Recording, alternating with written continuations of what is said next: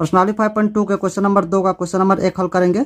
तो question number 2 में कह रहा है निम्नलिखित में सही उत्तर चुनिए और उसका औचित्य दीजिए। ठीक है, तो 1 नंबर में एपी दिया है 10,7,4 का तीसरा पद है ना, यानी कि हमें तीसरा पद निकालने के लिए कह रहा है। ठीक है, और यहाँ पर जो 4 ऑप्शन दिया हुआ है इसी में से कोई एक आंसर होगा। ठीक है, यानी कि तीसरा पद होगा। ठीक ना, तो यहाँ पर देखिए, यहाँ पर तीसरा पद पूछ रहा है। ठीक है, यानी कि अंतिम पद पूछ रहा है ना, और अंतिम पद जब भी पूछेगा तो अंतिम पद का फॉर्मूला लगाएंगे। ठीक है, तो अंतिम पद का फॉर्मूला क्या हो जाता है, तो यहाँ पर हो जाता है an बराबर a प्लस n माइनस 1 गुणे डी। ठीक है, तो ये हो जाता है अंतिम पद का फॉर्मूला। ठीक है, तो ये वाला फॉर्मूला लगाएंगे है ना। तो यहाँ पर लिखेंगे दी गई श्रेणी है ना, दी गई श्रेणी है। तो यहाँ पर जो दिया हुआ है ना, एपी का पहला पद, दूसरा पद और तीसरा पद। ठीक है, इसे लिखेंगे, यहाँ लिखेंगे पहला पद क्या है 10 है, दूसरा पद है 7 और तीसरा हो जाएगा 4। ठीक है, उसके बाद है डॉट डॉट है ना। तो यहाँ पर लिखेंगे, यहाँ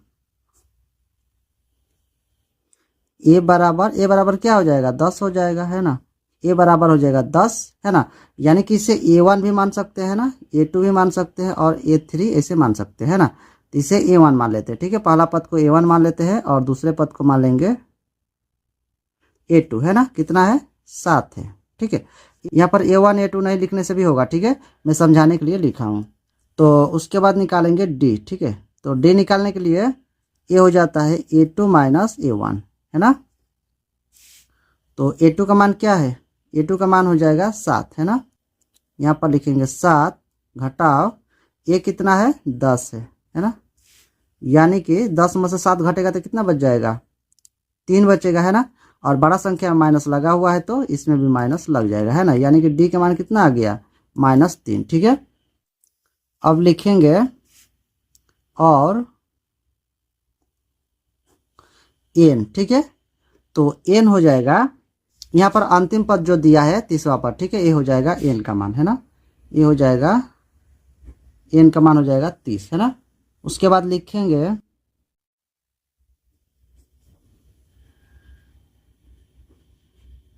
हम जानते हैं, तो फार्मूला लिखेंगे है ना, अंतिम पद का जो फार्मूला था उसे लिखेंगे। ठीक है, यानी कि ये वाला फार्मूला लिखेंगे। तो यहाँ पर हो जाएगा an बराबर हो जाता है a प्लस n माइनस 1 गुणे d। ठीक है, तो बारी बारी से मान भरेंगे और इसे हल करेंगे।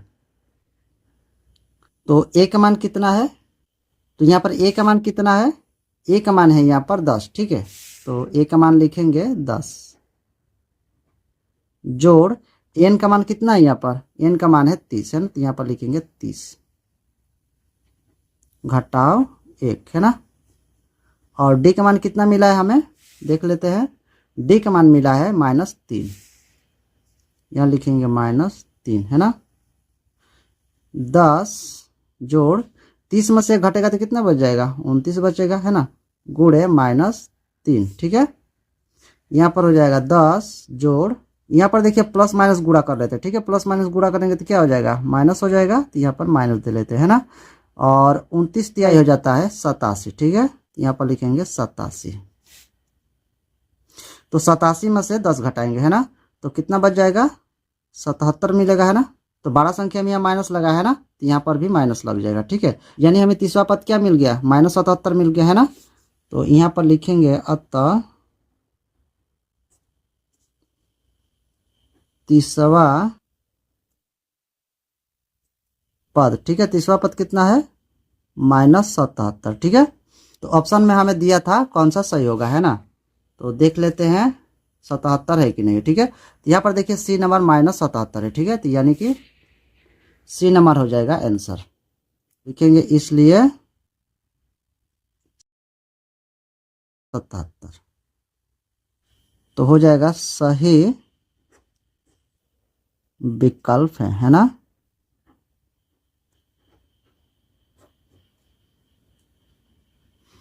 तो सी नंबर क्या हो जाएगा सही विकल्प हो जाएगा। ठीक ना, वीडियो अच्छा लगा तो एक लाइक सब्सक्राइब करते जाएगा। और इससे पहले वीडियो अगर आप लोग नहीं देखेंगे तो पहले इसमें वीडियो हो जाकर देख सकते हैं। तो चलिए फिर मिलेंगे अगले वीडियो में।